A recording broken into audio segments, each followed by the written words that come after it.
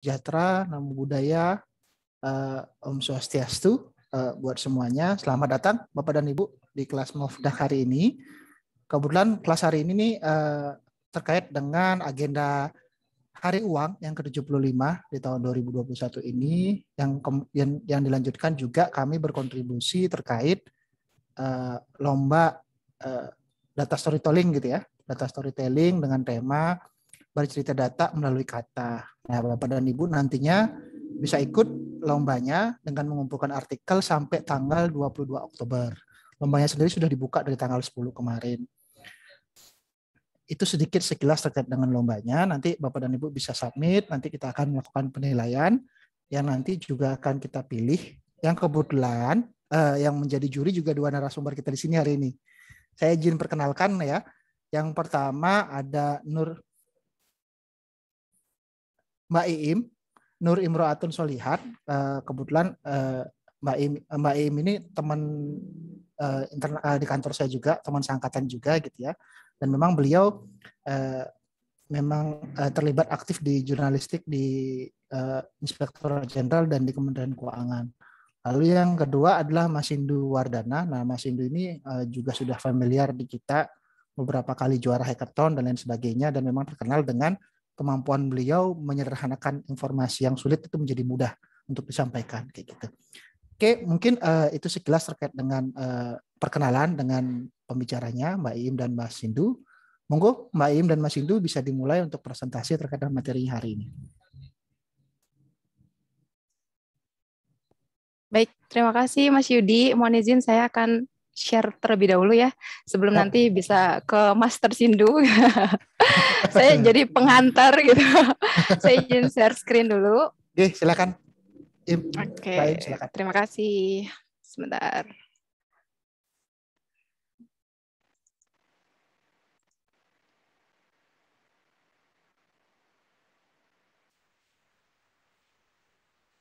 Sebentar.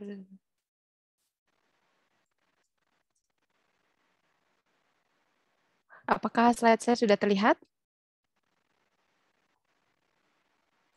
Sudah, Mbak. Sudah Mbak Im. Oke, terima kasih. Assalamualaikum warahmatullahi wabarakatuh. Selamat sore dan salam sejahtera untuk kita semua. Senang sekali rasanya hari ini akhirnya kita bisa kembali sharing session setelah kayaknya terakhir kapan ya? 1 bulan yang lalu gitu. Kita sharing session ke-19 dan kali ini di sharing session ke-20 sekaligus dalam rangkaian data storytelling with Mofdak gitu ya. Kita ada kompetisi seperti yang tadi sudah disebutkan oleh MC Mas Yudi. Selanjutnya kita juga nanti akan ada serangkaian sharing session. Jadi ini bukan yang pertama, ini bukan satu-satunya gitu ya. Jadi nanti akan ada sharing session lainnya terkait dengan data storytelling ini. Jadi tetap stay tune untuk ikuti kegiatan-kegiatan Mofdak gitu ya. Dan hari ini saya Nur Imro'atun Solihat atau biasa dipanggil Iim akan berbagi gitu ya terkait dengan bagaimana sih menulis cerita yang menarik gitu ya.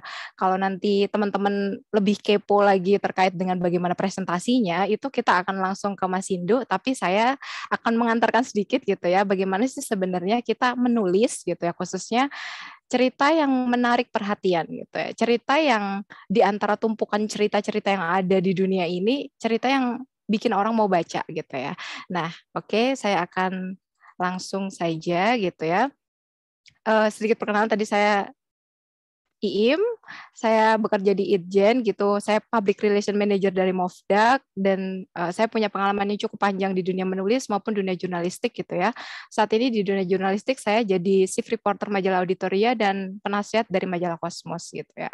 Saya juga ada beberapa termasuk juga host ngotak dan blogger gitu ya. Kalau teman-teman suka nulis gitu, bisa kita saling baca tulisan gitu melalui blog saya gitu. Atau saya bisa juga berkunjung ke blog teman-teman sekalian atau sobat sekalian. Ini beberapa achievement saya. Emang hobi saya adalah nulis. Tentunya bukan nulis ND, notula, tor atau proposal ya, tapi nulis karya fiksi ataupun non fiksi gitu. Dan saya memang cukup mendedikasikan waktu saya untuk nulis gitu. Jadi ini beberapa pencapaian saya di dunia menulis. Nah, oke, langsung saja first thing first. Ini tuh sebenarnya ngapain sih kita ngadain sharing session data storytelling gitu ya. Jadi ini adalah rangkaian gitu ya, bagaimana Mofdak ini ingin membantu Kemenkyu jadi data driven organization, dan salah satunya dengan budaya data. Budaya data tuh ngapain gitu ya? Salah satunya gimana kita bisa mengkomunikasikan data dengan baik gitu ya. Jadi data itu kan benda mati gitu ya. Nah, bagaimana itu terdeliver ke hati manusia, ke pikiran manusia, itu yang melalui proses komunikasi gitu. Nah, melalui kompetisi data storytelling ini kami ingin bagaimana nanti sobat Mofdak gitu ya, teman-teman Mofdak, teman-teman di Kemenkyu bisa belajar gitu ya, belajar bersama bareng-bareng gitu. Bagaimana kita bisa menceritakan data dengan cara yang lebih menarik, dengan cara yang nggak ngebosenin, yang akhirnya menggerakkan orang untuk oke, kita mau nih melakukan sesuatu berdasarkan data tersebut gitu. Jadi tadinya data yang kita anggap sebagai cuman oke, barang mati, barang yang nggak berbunyi gitu ya, jadi bunyi dan menyentuh hati dan akhirnya menggerakkan kita untuk melakukan action gitu. Nah, sebenarnya kalau kita ngomongin cerita gitu ya, oke, kita mau ngomongin cerita nih. Teman-teman, sobat sekalian tuh ingat nggak sih bahwa di dalam hidup kita tuh ada cerita yang bisa tinggal di pikiran kita selamanya. Ingat nggak sih dongeng masa kecil, Kancil Nyolong Timun yang kita inget detailnya sampai sekarang gitu. Atau kita punya favorite book, buku favorit, kita punya film favorit, kita punya sepenggal cerita dari inspiratif temen yang kita ingat sampai sekarang, atau kita baca biografi yang kayaknya menginspirasi kita sampai sekarang gitu. Sebenarnya kenapa sih cerita-cerita ini bisa bertahan di pikiran kita sampai sekarang, sementara ada jutaan cerita lain di luar sana yang bahkan bikin kita tertarik aja enggak gitu lah. Jadi kenapa gitu? Kenapa kita bisa nginget every little details dari buku-buku favorit, film favorit, dongeng favorit, atau biografi favorit, atau apapun ya, kisah-kisah favorit kita yang akhirnya jadi bagian yang integral dalam diri kita dan bertahan selamanya di pikiran gitu ya. Nah, kita tuh sampai bisa inget loh temanya apa, settingnya gimana, karakternya siapa aja dan gimana karakternya, apakah dia orang yang baik, apakah dia tokoh yang jahat, plotnya seperti apa, konfliknya gimana, penyelesaian masalahnya seperti apa gitu, apakah happily ever ending, apakah selalu bahagia di akhirnya atau dia masih di akhir berjuang gitu ya. Nah ini kita kok bisa sampai inget-inget cerita kayak gini nih, kenapa sih gitu, kenapa kita bisa vividly remember gitu, nggak cuman kayak sekilas gitu ya, tapi kita ingat sampai detail-detail kecilnya. Ini kenapa? Nah, ini teknik yang mau kita pelajari hari ini gitu ya. Jadi gini, saya mau cerita bahwa yang namanya cerita itu adalah hal yang disukai manusia. Kita pada dasarnya itu suka sama cerita gitu. Itu kenapa acara gosip tuh rame banget gitu ya ditonton orang. Karena people love stories gitu. Orang tuh senang banget mendengarkan cerita gitu ya. Dan bahkan itu diaplikasikan ketika kami mempromosikan Mofdak. Kita tuh pakai cerita gitu. Kita nggak cuman promosi kegiatan, tapi kita promosi orang-orangnya. Gimana sih supaya orang tuh lebih lekat, merasa lebih dekat sama Mofdak. Kita bahkan kayak pakai internal jokes. Kalau teman-teman follow Instagram Mofdak gitu ya, teman-teman tuh bisa ngelihat bahwa oh ada cerita balada Arifudin yang sering ketinggalan foto. Kita bisa ingat Arifudin gitu ya, nggak sekadar sebagai wakil ketua Mofdak, tapi dia juga sebagai sosok yang sering lupa ikut foto bareng Mofdak gitu. Nah, bagaimana cerita ini akhirnya bisa bikin sosok Mofdak ini lebih teringat di hati orang ketimbang kalau Mofdak cuma promosi kegiatan-kegiatan atau promosi ini loh wakil ketuanya, Mas Hindu ini wakil ketuanya loh. Tapi orang nggak akan semudah itu ingat kalau dibanding dengan kita cerita Sindu ini hobinya hackathon gitu. Jadi kita sebut berkali-kali Sindu tuh kalau dicariin malah lagi hackathon gitu. Jadi orang oh ini yang namanya Sindu gitu. Jadi kayak gitu. Atau kita suka ngeledekin ketua kami bahkan ya. Mas Ade itu kalau diledekin di Instagram Mofdak, kita nyebutnya bahwa dia tuh kalau lagi dicariin lagi ngopi gitu. Gara-gara dulu acara pertama yang dia datengin adalah ngopi hitam.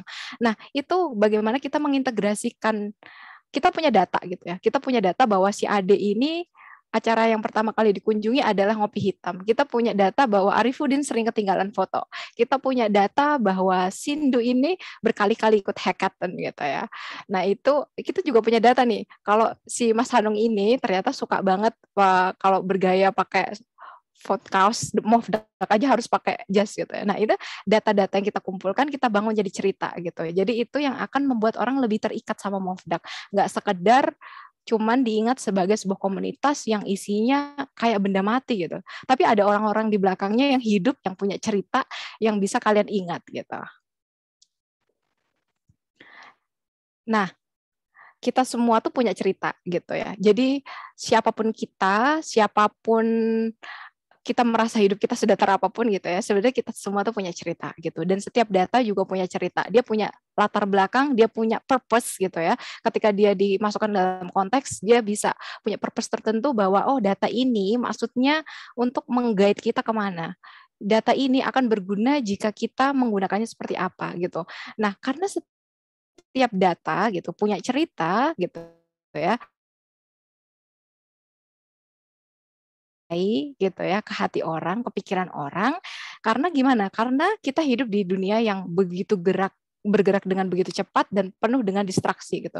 Jadi cerita tuh ada banyak, kegiatan kita banyak.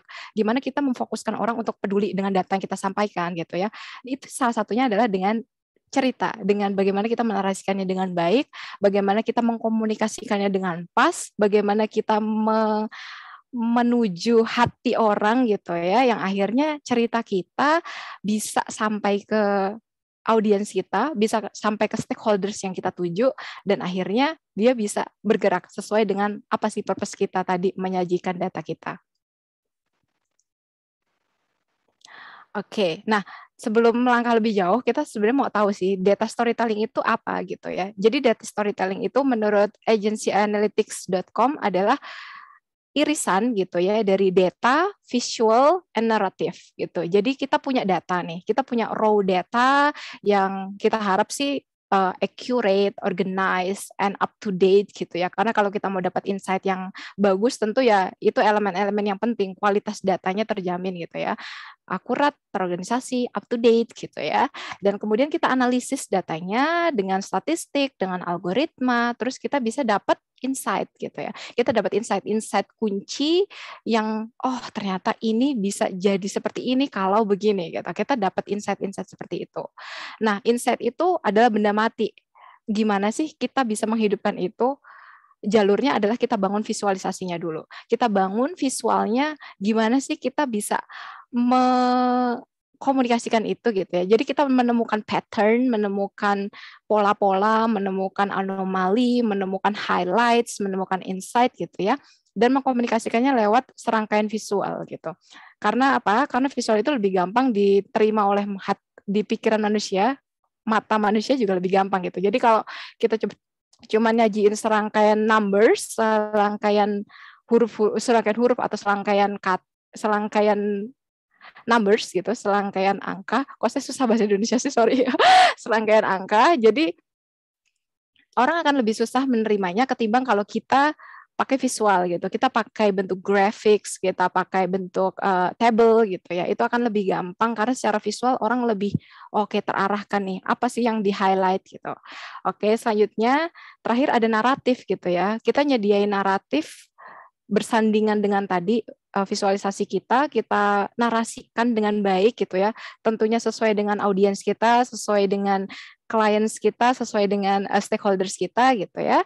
Untuk apa? Untuk nunjukin signifikansinya kepada orang tersebut, signifikansinya terhadap organisasi tersebut gitu. Nah, storytelling ini nih kalau di Agency Analytics tadi disebutkan bahwa data storytelling itu adalah terminologi umum yang digunakan untuk mendeskripsikan bagaimana kita ngumpulin data, mendapatkan insight, dan menerjemahkannya menjadi sebuah cerita gitu. Jadi itu adalah pertemuan dua bidang, dua dunia, yaitu data dan komunikasi manusia gitu. Bagaimana kita mengkomunikasikannya itu.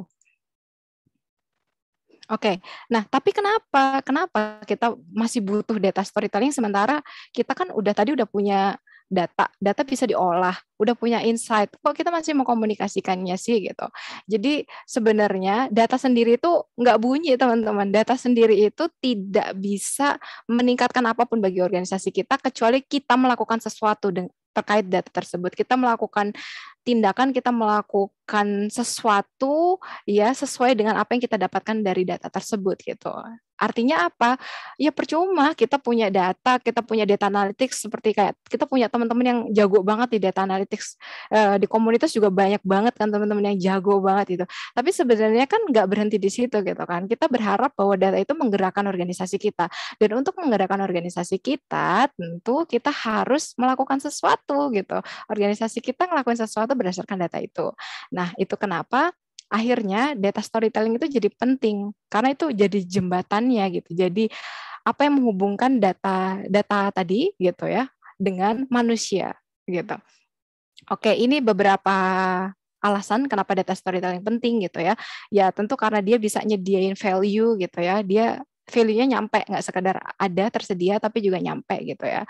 Terus untuk dunia PR seperti saya sebagai seorang PR ini emas banget gitu loh. Menggali cerita dari data yang saya punya ini adalah harta saya gitu loh untuk bisa mendekati hati dari siapa yang saya tuju gitu ya. Kalau saya ya followers Mofdak gitu ya. Terus kredibel. Jadi narasi di luar sana tuh banyak, tapi narasi yang dihubungkan dengan data itulah yang kredibel gitu. Jadi ini kenapa ini jadi lebih dari sekadar narasi yang terbangun di luar sana. Kalau di luar sana orang misalnya bisa nulis opini atau apapun, tapi kalau itu nggak berdasarkan data, tentu nggak sekredibel kalau kita pakai data storytelling gitu, yang dasarnya adalah data gitu. Terus juga pesan kita kan selalu teringat. Tadi saya udah sebutin di awal, kalau ada cerita-cerita yang bisa teringat di kepala kita selamanya gitu ya. Kenapa? Karena cerita itu sesuatu yang kita sukai pada dasarnya gitu ya. Kita sampai manusia tuh mau nonton acara gosip tuh demi tahu cerita gitu kan. Buang-buang waktu padahal, tapi karena kita tuh kepo sama hidup orang gitu. Kita mau tahu sih apa sih cerita hidupnya artis A gitu. Oke, nah itulah kenapa data storytelling itu bikin message kita lebih stick, lebih nempel di pikiran gitu. Terus engaging juga. Jadi karena data storytelling ini bentuknya cerita, orang tuh lebih tertarik untuk dengerin ketimbang kalau dipresentasiin cuma data doang gitu ya. Nah, juga versatile. Jadi dia bisa disesuaikan dengan audiens kita. Kalau data tadi paparan data itu bentuknya ya udah gitu aja, tapi ini bisa disesuaikan audiens kita tuh siapa, kita bisa nyesuaiin. Oh, kita lagi ngomong sama si A, berarti kita penyampaian ceritanya seperti ini, konteksnya seperti ini gitu ya. Nah, ini disebutin di bawah bahwa yang sebenarnya kita perluin adalah kita mengkomunikasikan dengan cara yang profesional dan dipahami gitu ya. Jadi harus ada yang membuat orang bisa memahami data, nggak sekedar cuman kita bisa melihat data itu tersebut, tapi juga bisa paham dan apa yang harus dilakukan dengan data tersebut juga dia bisa memahami gitu. Nah, secara singkat sih sebenarnya ini adalah jembatan ya gitu dari orang-orang teknis dengan orang-orang bisnis. Itu sih simpelnya. Simpelnya tuh karena orang-orang bisnis tuh manusia gitu ya yang mungkin kurang terpapar dengan istilah-istilah teknis atau punya expertise teknis yang tidak setinggi orang-orang teknis, dan orang teknis juga agak susah berkomunikasi dengan orang bisnis gitu ya. Nah, ini jembatannya apa? Jembatannya adalah data storytelling gitu. Oke, nah sekarang saya akan langsung aja gitu ya share gimana sih kita menulis data story gitu. Oke, kita akan pertama banget saya mau bilang bahwa ketika kita nulis, siapapun kita, ketika kita mau nulis, we have to always have a purpose. Kita harus selalu punya tujuan. Kita ngapain nulis gitu. Pokoknya segala apapun yang kita lakukan sebagai manusia itu kan harus ada tujuannya gitu ya. Jadi lakukan sebuah komunikasi yang punya tujuan gitu. Kita punya tujuan apa dengan komunikasi data kita ini gitu ya. Jadi di awal kita udah set purpose kita apa. Apakah kita mau mempersuade seseorang untuk percaya dengan kita, atau kita mau membuat orang melakukan sesuatu, atau kita mau membuat orang tidak melakukan sesuatu. Nah, itu always do a purposeful communication. Selalu lakukan komunikasi yang punya tujuan gitu ya. Juga kita punya misi kan, pasti ketika kita komunikasiin data kita punya misi gitu ya, entah memberikan informasi gitu. Informasi kan juga misi gitu ya, kita memberikan informasi, kita mau menggerakkan orang, atau kita sekedar memberikan insight gitu ya, terus nanti kita diskusiin bareng-bareng gitu. Nah, itu tetap ada misi yang kita bawa gitu ketika kita melakukan komunikasi data. Dan tentu sebuah komunikasi data nggak perlu dilakukan kalau kita nggak punya take away gitu ya. Jadi kalau kita nggak punya sesuatu yang bisa dibawa pulang gitu ya, atau direnungkan atau dipikir kembali gitu ya oleh siapa yang mendengarkan, yang ngapain gitu. Jadi kita harus selalu ada take away dari apa yang kita sampaikan, yaitu kalau di sini ya data story. Terus juga, nah ini yang selalu diajarkan kalau kita di dunia sastra gitu ya, aim for the heart gitu. Jadi kita harus selalu nulis itu tujukan ke hati gitu ya, karena kita manusia yang connecting us with our audience itu ya hati gitu. Kita sama-sama manusia, kita yang menghubungkan kita dengan manusia lain adalah hati kita gitu ya. Jadi kita bisa bikin dalam komunikasi data kita membuat bahwa orang itu merasa bahwa dia itu bagian dari cerita kita. Kalau kita cerita organisasi kita ya berarti kita akan merasa bahwa ini kesuksesan dan kegagalan ini akan jadi bagian dari organisasi kita gitu. Atau bisa bikin orang relate sama ceritanya gitu. Oh, ini bukan cerita organisasi kita sih, tapi kita bisa relate gitu dan oh nanti kita bisa belajar sesuatu dari apa yang terjadi di organisasi lain misalnya atau di tempat lain, di negara lain gitu ya. Orang bisa merasa relate dengan cerita yang kita sampaikan. Atau ini yang sering banget juga, bagaimana kita bisa bikin audiens kita merasa bahwa ada sesuatu dalam cerita yang juga bikin orang itu mau mendukung itu gitu. Misalnya ketika kita bawa isu kelaparan atau isu poverty gitu ya, kemiskinan atau isu air bersih, isu kesetaraan gender, isu apapun, isu pendidikan, kesetaraan pendidikan dimanapun gitu ya. Nah itu adalah isu-isu yang bikin orang mau mendukung gitu kan. Nah itu jadi bagaimana kita menetapkan konteks ya supaya orang-orang itu bisa ada di posisi-posisi ini. Apakah merasa bagian dari cerita atau relate atau dia mau mendukung apa yang kita sampaikan di dalam cerita kita gitu. Selanjutnya, oke, nah setelah kita tadi udah punya purpose, terus kita juga udah menetapkan bahwa kita mau menyentuh hati orang dengan cara yang gimana gitu ya. Jadi idemu gimana? Jadi dengan data itu kita mau gimana gitu ya? Apakah ide yang kita sampaikan itu insightful, meaningful, atau menarik atau relevan gitu ya? Atau bisa dua-duanya gitu, insightful dan menarik gitu ya, atau bisa salah satu doang gitu. Tapi intinya adalah ide kita itu harus menyediakan sesuatu buat audiens kita gitu. Apakah itu menarik gitu ya? Ya kayak tadi acara-acara gosip tuh cerita-cerita yang menarik gitu. Mungkin nggak insightful dan nggak meaningful, tapi itu menarik gitu. Atau cerita itu relevan gitu ya. Cerita itu mungkin nggak insightful, nggak menyediakan apapun, tapi kita merasa ini relevan buat saya gitu. Atau kalau lebih bagus lagi kalau kita bisa insightful, bisa meaningful buat audiens kita itu lebih bagus lagi gitu. Jadi apa ide yang mau kita bawa gitu dengan tulisan kita itu harus dipikirin. Pertama banget ketika kita ngeliat data, oh saya mau ngapain ya dengan data ini? Apa ya ide yang mau saya bawa gitu? Itu harus dipikirkan. Selanjutnya kita juga, ini yang sering kita lupakan, bahwa saya sering beberapa kali gitu baca tulisan teman-teman yang bergelut di dunia data gitu ya. Mereka melupakan bahwa yang namanya orang tuh suka banget sama pola drama gitu. Pola drama tuh kayak gini, plot gitu ya. Jadi ada exposition, pengenalan, terus ada naik gitu ya, terus ada klimaks, terus ada penurunan dan akhirnya resolusi. Nah, konsep ini gitu ya, ini adalah konsep yang sebenarnya sangat disuka oleh orang. Orang tuh mau tahu ada kesulitan, ada kegagalan, ada hal yang aneh, pokoknya ada klimaks gitu ya dari segala cerita gitu. Kalau nggak ada klimaksnya tuh kayak yang ngapain gitu. Ini data datar-datar aja gitu. Nah di sini kita harus coba gitu ya olah data kita bagaimana ini tuh ada proses pengenalannya, ada proses rising actionnya, terus ada climaxnya dan juga sampai falling action dan resolution gitu. Jadi bagaimana tadi misalnya kita nunjukin grafik, oh ternyata di sini nih keanehan tertentu gitu. Ada apa sebenarnya? Nah, itu sebagai klimaks gitu ya. Itu yang harus jadi perhatian khusus kita gitu. Nah, ini cerita-cerita seperti ini diadopsi juga bisa diadopsi dalam data story gitu. Nah, ini contoh saya mau mencontohkan gitu ya salah satu data story yang saya suka. Ini saya dapat dari ourwordsindata.org gitu ya. Ini tentang kematian anak-anak gitu ya. Yang pertama banget key takeaway yang bisa kita ambil adalah bagaimana kita bisa menciptakan judul yang menarik gitu.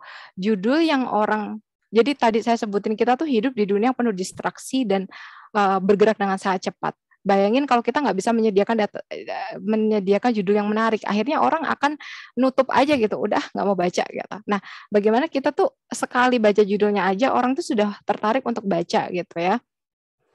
Nah, di sini highlightnya adalah bagaimana dia bilang bahwa dia tuh everyday tragedy gitu ya, jumlahnya sangat besar, skalanya sangat besar, tapi kita bisa we can make progress against. Jadi ini menarik banget nih karena saya ngerasa bahwa kalau berhenti di cuman ini tragedi yang sangat besar dalam tragedi setiap hari yang skalanya sangat besar, berhenti di situ, itu pengetahuan yang saya common, saya tahu gitu. Tapi begitu ditambahkan bahwa kita bisa melakukan sesuatu untuk melawan itu, saya jadi penasaran, loh apa yang bisa kita lakuin gitu ya. Nah ini adalah contoh interesting title gitu ya, bagaimana kita menciptakan judul yang akhirnya bikin orang mau melanjutkan baca gitu. Setelah judul, kita juga ada namanya hook atau lead kalau di dunia jurnalistik gitu ya. Jadi kita ngasih gambaran singkat gitu ya, satu paragraf awal biasanya atau kayak satu kalimat awal atau satu paragraf awal yang intinya adalah orang langsung begitu baca selanjutnya setelah judul, orang makin tertarik lagi. Terus di sini dia sajikan data bahwa kita tuh hidup di dunia yang dimana 10 anak-anak itu meninggal setiap menitnya. Nah, data ini sebenarnya kita bisa naruh di sini tuh antara dua gitu ya. Sesuatu yang sudah sangat terkenal dan kita tinggal mendukungnya aja gitu. Maksudnya itu data yang sudah disajikan di mana-mana terus kita kayak sajikan ulang gitu ya. Tentu dengan rewarding yang lebih bagus, dengan penyusunan kata-kata yang lebih bagus gitu ya. Atau ini adalah sesuatu yang membuat kita terkejut gitu ya. Oh, ternyata gitu ya. Walaupun saya sudah tahu bahwa kematian anak-anak ini adalah sesuatu yang cukup meresahkan gitu. Saya tidak tahu bahwa faktanya tuh setiap menitnya ada 10 anak-anak yang meninggal gitu di dunia ini. Nah, ini jadi hook itu adalah bagaimana kita mencoba menyajikan data di paragraf awal gitu ya dengan menyatakan itu sebagai famous fact, pernyataan yang udah terkenal di seluruh dunia gitu ya, atau malah justru surprising gitu. Itu sebuah data baru gitu seolah-olah, atau kayak menegaskan data yang selama ini cuman nggak ada datanya gitu. Sebuah narasi yang nggak ada datanya terus kita tegaskan lagi dengan data gitu. Nah, setelah itu, setelah hook, kita bisa memperkenalkan permasalahan gitu ya dengan cara yang memprovokasi pikiran gitu ya. Nah, di sini saya contohin bahwa provokasinya adalah tragedi ini tidak menerima perhatian yang mereka berhak atas itu gitu. Jadi ini adalah sebuah masalah yang sangat besar tapi tidak pernah menjadi headlines, bahwa di sini kalau misalnya dianalogikan nih, dia bisa menyajikan data-data ini dengan sangat enak gitu. Kalau disajikan headline-nya itu setiap hari bisa bilang gini bahwa 14.000 anak-anak meninggal kemarin. Dan itu kayak menarik banget, itu data gitu ya, tapi dia bisa menarasikannya seolah ini tuh nggak pernah jadi headline gitu, padahal ini sesuatu yang sangat besar gitu. Ini setara dengan nih disebut di atasnya kalau jet aja, jet yang jet besar itu bisa mengangkut 600 penumpang gitu ya, dan itu bayangin kalau itu disetarakan dengan jumlah kematian anak-anak di setiap harinya gitu ya, itu setiap jam, setiap hari, sepanjang tahun itu ada kecelakaan jet gitu. Jadi itu kayak bagaimana dia menarasikan gitu ya, kematian, jumlah angka kematian ini menjadi sesuatu yang kalau kita bayangin jadi lebih gampang gitu. Oh iya ya, kalau kita naik jet jumlahnya aja 600 orang. Bayangin kalau setiap jam ada kecelakaan jet. Itu kan a big thing gitu. Itu pasti jadi narasi, headline gitu. Tapi kalau ini kematian anak-anak nggak jadi headline ternyata ya gitu. Coba kalau ada kecelakaan pesawat satu aja itu pasti jadi headline kan ternyata gitu. Jadi ini bagaimana kita memprovokasi pikiran gitu ya. Nah, selanjutnya ini penting banget, kita harus selalu naruh konflik gitu ya. Bagaimana cerita kita punya konflik. Nah, konfliknya di sini apa? Konfliknya adalah kita punya global inequality, kita punya ketidaksetaraan global gitu ya, bahwa negara-negara yang punya penghasilan lebih besar gitu ya, anak-anaknya tuh biasanya lebih rendah tingkat kematiannya gitu. Nah, itu adalah rising action-nya adalah ini gitu ya. Bagaimana kalau negara-negara yang lebih modern gitu, ternyata dia negara-negara yang penghasilan lebih besar. Ya, halo. Oke. Nah, kalau negara-negara yang lebih besar penghasilannya, biasanya orang-orang itu anak-anaknya akan lebih survive gitu, lebih tinggi tingkat survive-nya ketimbang negara-negara yang penghasilannya rendah gitu ya. Nah, klimaksnya di mana? Itu kita klimaksnya adalah di dunia ini tuh inequality itu masih sangat tinggi gitu ya. Kalau negara-negara yang masuk jajaran negara termiskin gitu ya, itu sangat tinggi gitu. Ini ke bawah, ini adalah klimaksnya gitu ya. Bahwa negara-negara yang miskin itu berarti artinya kematiannya jadi lebih tinggi lagi gitu. Tadi rata-ratanya kan 14.000 orang ya dalam 14.000 anak gitu ya dalam satu hari. Tapi itu ternyata didominasi oleh negara-negara yang penghasilannya rendah gitu. Jadi itu bayangin di negara-negara yang penghasilannya rendah, tingkat kematiannya itu tinggi banget gitu. Karena secara global aja 14.000 dan itu kayak didominasi oleh mereka gitu, negara yang jajaran negara-negara termiskin. Itu adalah klimaks dari tulisan ini gitu. Dan pasti setiap cerita juga gitu ya, ketika kita nyajiin data kan tadi kita udah punya purpose. Nah, ini di sini adalah resolusinya gitu. Tapi it is possible to change the world. Jadi dia menyajikan datanya gitu ya, ternyata ini ada perbaikan gitu ya, sepanjang waktu tuh ada perbaikan gitu, dan apa sih yang dilakukan gitu, jadi dia akhirnya mengasih saran gitu, dan setelah dia berhasil bikin kita baca sepanjang itu gitu, akhirnya kan kita jadi merasa oh iya ya ternyata kita bisa melakukan sesuatu untuk dunia ini gitu ya, untuk menyelamatkan lebih banyak anak-anak gitu. Nah ini adalah contoh data storytelling gitu yang saya suka dan bisa diadopsi banget gitu ketika kita nulis. Nah ini tips and trick dari saya gitu ya. Kalau sebenarnya saya kalau nulis tuh apa sih tips and triknya gitu. Jadi ada beberapa tips and trick yang saya pakai gitu ketika saya nulis. Yang pertama banget saya akan selalu ngelakuin riset gitu. Riset tuh nggak harus dalam arti riset ilmiah gitu, enggak. Tapi riset itu artinya kita baca. Kita banyak baca, kita lihat referensi-referensi sejenis. Kalau kita mau belajar data storytelling ya berarti kita harus banyak baca data storytelling gitu loh, melihat bagaimana orang lain menyajikan cerita datanya gitu. Nah ini adalah perform research gitu. Jadi bagaimana saya selalu banyakin baca, banyakin denger, banyakin terpapar oleh sumber-sumber yang menurut saya bagus gitu ya, yang akhirnya akan membantu saya untuk bisa menceritakan data dengan lebih baik gitu. Yang kedua, tentu penting banget untuk bisa melihat apa yang tidak terlihat tadi, koneksi-koneksi kayak oh ternyata kalau kita memperbandingkan dengan kecelakaan pesawat itu tuh jadi setiap jam ada kecelakaan gitu. Itu kan melihat yang tidak terlihat gitu ya, koneksi yang tidak terlihat. Nah, bagaimana koneksi yang tidak terlihat itu akan bisa bikin orang lebih relate sama ceritanya, orang lebih paham seberapa urgent masalah ini gitu. Nah, itu yang kedua, lihatlah apa yang tidak terlihat gitu. Ketiga, karena kita belajar nulis, artinya kita harus juga belajar tata bahasa yang baik.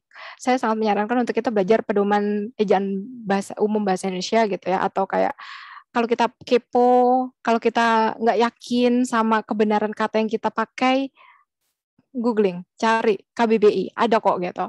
Yang bener nulis kata misalnya apa yang sering salah, analisis atau analisa gitu. Nah, itu ada di KBBI gitu. Jadi kalau kita mau menyajikan kita terdengar profesional, pastikan kita menggunakan bahasa Indonesia atau kalau bahasa Inggris ya bahasa Inggris dengan tata bahasa yang tepat gitu ya.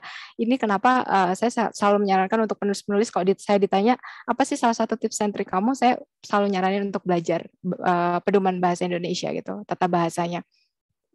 Keempat, karena kita orang teknis, biasanya kita karena orang-orang teknis itu biasanya pakai istilah-istilah teknis gitu ya. Kita merasa keren banget nih kita bisa pakai istilah-istilah teknis. Tapi ternyata penggunaan istilah teknis yang tidak bijak gitu ya, itu tidak akan membantu kita dalam komunikasi kita gitu. Jadi istilah teknis tetap diperlukan gitu ya, karena itu membangun citra profesionalitas gitu ya, dan kayak membangun expertise juga, citra expertise kita. Tapi kita harus memastikan bahwa penggunaannya itu bijak gitu ya, orang tuh beneran paham sama istilah teknis yang kita pakai gitu, dan harus diminimalisasi ya, artinya jangan banyak-banyak karena orang bahasa manusia lah intinya, pakai bahasa yang orang-orang umum tuh paham gitu. Kelima, saya juga selalu menyarankan orang untuk belajar dramatic diction. Jadi diksi-diksi yang dramatis tuh dipakai. Misalnya kalau kita ngelihat di data kita ada penurunan, kita bisa pakai istilah-istilah banyak, nggak usah pakai penurunan pun banyak gitu ya. Kita bisa lihat istilah apa contohnya penurunan? Banyak kan kayak melandai, pakai istilah, pokoknya kita bisa pakai istilah-istilah yang dramatis gitu ya, untuk penulisan-penulisan kita supaya nggak bosen gitu, orang nggak bosen dengan istilah-istilah yang sama gitu. Naik bisa pakai menanjak gitu ya, nah itu pakai istilah-istilah yang dramatis seperti itu akan membantu juga kita menyajikan data dengan cerita yang lebih enak untuk dibaca gitu. Ini jelas nomor 6, jangan suka pakai paragraf terlalu panjang ya, karena orang tuh capek bacanya. Jadi satu paragraf itu satu gagasan, dan itu biasanya panjangnya 5 sampai 7 baris gitu ya. Selebihnya itu coba pasti ada gagasan lain di dalam paragraf itu, pecah aja gitu. Jadi paragraf baru gitu. Koherensi jelas ya. Jadi antar kalimat, antar paragraf juga harus coherence. Edit, jangan lupa banyakin edit. Jangan merasa puas dengan draft pertama, karena setiap kali ngedit saya selalu bisa nemu sesuatu baru yang bisa saya enhance gitu, bisa saya tingkatkan. Jadi saya selalu coba edit deh gitu, sampai saya merasa udah cukup puas gitu. Banyak-banyakin ngedit. Dan 9, kalau kita pakai sumber lain, pastikan kita tuh ngasih kredit gitu ya. Ngasih kredit tuh nggak bikin kalian kelihatan jelek, kelihatan nyontek gitu. Maksudnya kelihatan kayak, ternyata itu ide orang lain gitu. Enggak. Ngasih kredit itu bikin kalian keren gitu ya, karena kalian menghormati karya orang lain gitu. Jadi pastikan kalau kalian ngambil resource lain, ngambil grafik dari tempat lain, atau ambil inspirasi, bahkan kadang saya inspirasi aja saya mention gitu ya, kasih kredit yang tepat buat orang-orang gitu. Oke, next. Oke, nah ini saya juga mau share dari satu buku yang cukup menarik. Ini dari bukunya si Cole Nussbaumer gitu, atau Cole. Dia sebutin bahwa ada 6 pelajaran gitu ya, kunci menurut dia dalam data storytelling gitu. Yang pertama, kalau teman-teman follow Instagram of Duck juga pasti kayak familiar sama ini, karena saya juga udah share ini gitu ya. Bagaimana kita bisa memahami konteks, memilih visual yang pas gitu. Terus kalau visual itu kan biasanya kita macam-macam ya, penggunaan warnanya terlalu macam-macam. Nah itu sederhanakan gitu ya, eliminasi yang nggak perlu gitu. Terus fokuskan atensi orang kepada di mana kita pengen atensi mereka terkumpul gitu ya. Terus berpikirlah seperti desainer dan ceritakan cerita gitu. Ini pasti ya, ceritakan cerita. Saya akan bahas satu-satu. Jadi apa sih sebenarnya understand the context gitu ya.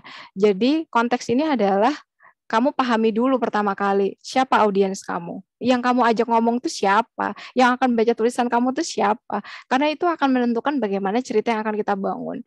Kita lihat apa yang menjadi concern orang ini, apa kepentingan orang ini terhadap data ini. Nah, inilah namanya memahami konteks gitu. Termasuk memahami kita tuh siapa dan bagaimana penilaian orang itu terhadap kita.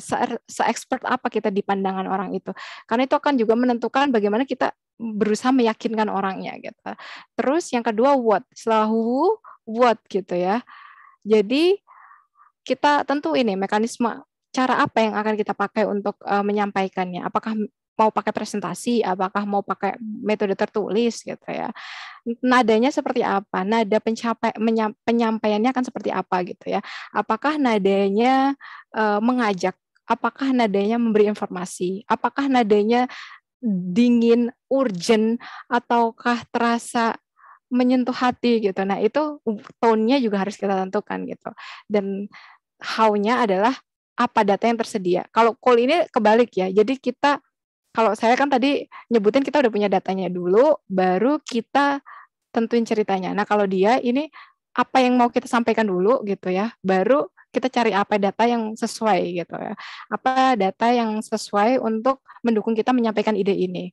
What data is available gitu ya untuk mendukung apa yang kita ingin komunikasikan. Selanjutnya yang kedua adalah visual yang sesuai gitu ya. Bahkan simple text kayak gini kalau kita nyebutin 91%, ini tuh it is a visual gitu loh. Jangan bayangin bahwa visual itu cuman harus kompleks banget gitu ya. Enggak, bahkan simple text gitu. Terus cuman table, cuma line itu adalah bagian dari visual. Kalau itu saja sudah cukup untuk menjelaskan apa yang ingin kita sampaikan, ya cukup gitu. Jadi pilih visual yang sesuai dengan apa yang kita butuhin gitu ya. Di sini ada contoh beberapa visual gitu yang bisa kita gunakan untuk menyampaikan data kita. Nah, ini yang disebut nih, kita tuh sering kayak merasa oh semuanya harus disampaikan gitu ya. Ternyata ini bisa disederhanakan. Misalnya kayak oh desimal ini nggak perlu gitu ya. Oh terus titik-titik ini nggak perlu gitu. Terus garis-garis ini juga nggak perlu. Nama bulan nggak perlu disebutin lengkap gitu. Terus dikasih tulisan di sini, ini bikin orang langsung lebih paham. Oh ternyata yang diterima lebih tinggi daripada yang diproses gitu. Nah ini contoh bagaimana kita mengeliminasi kekacauan-kekacauan gitu ya, mengeliminasi sampah-sampah di dalam grafik kita gitu. Lalu selanjutnya adalah fokuskan atensi kemana kita pengen audiens kita fokus gitu. Ini contohnya ketika kita nyebutin ini nggak di bold, nggak ada angka 3 yang di bold, maka nggak ada yang kita fokusin gitu. Kita cuma lihat 7, 5, 6, 3, 9 dan selanjutnya gitu. Tapi begitu kita kasih highlight gitu ya, entah dengan warna, entah dengan ukuran, entah dengan bold, entah dengan posisi gitu. Itu akan membuat orang fokus, oh di sini ada 6 angka 3 gitu ya. Jadi bagaimana kita menggunakan atribut-atribut seperti warna, ukuran, posisi untuk bisa mengarahkan audiens kita untuk memperhatikan hal itu gitu. Jadi itu yang dimaksud dengan ini, focus attention where you want it. Dan ini dua yang terakhir, kita tuh harus berpikir seperti desainer. Kalau teman-teman lihat desainer, mereka tuh selalu mikirin fungsionalitasnya kan, fungsionalitas dari apa yang mereka desain gitu. Jadi mereka biasanya kalau milih visual itu kalau diterapkan di dunia data gitu ya, kita bisa memilih visual yang sesuai dengan bagaimana fungsionalitas yang ingin kita sampaikan gitu ya. Terus selanjutnya ya jelas, kita bagaimana bisa menceritakan cerita, membangun narasi yang tadi bisa menggerakkan hati orang dan akhirnya juga menggerakkan dia untuk bersikap sesuai dengan apa yang kita tuju di awal gitu. Jadi ini sekian presentasi dari saya. Terima kasih dan semoga bisa menulis cerita yang menarik. Selanjutnya saya kembalikan kepada Yudi. Terima kasih semuanya. Tangan yang meriah ya, Mbak Iim. Banyak ya yang bisa tadi saya juga pelajari hal-hal yang baru sekali yang mungkin saya juga nggak pernah dengar sebelumnya. Makasih ya, Mbak Iim. Great job. Terima Mungkin kasih kembali. selanjutnya. Nanti ada sesi diskusi ya, Bapak dan Ibu.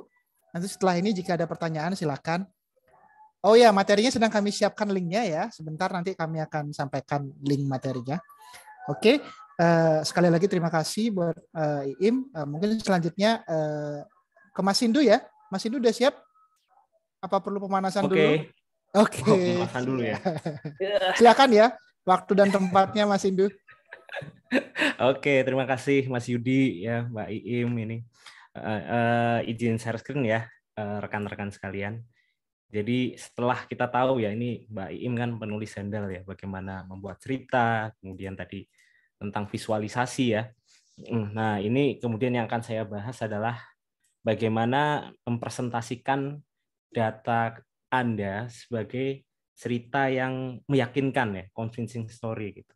Terus kalau presentasi itu kadang-kadang ini ya, kayak misalnya di slide ini pasti kalian bingung juga nih teman-teman.